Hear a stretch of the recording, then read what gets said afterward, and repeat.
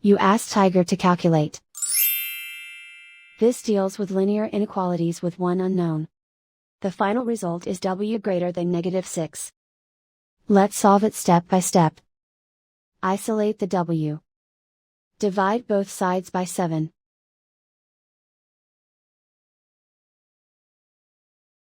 Simplify the fraction.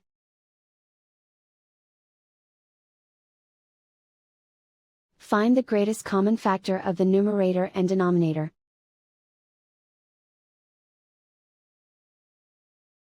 Factor out and cancel the greatest common factor.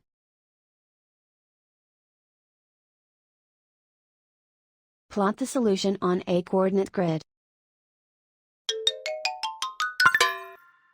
And so the final result is w greater than -6.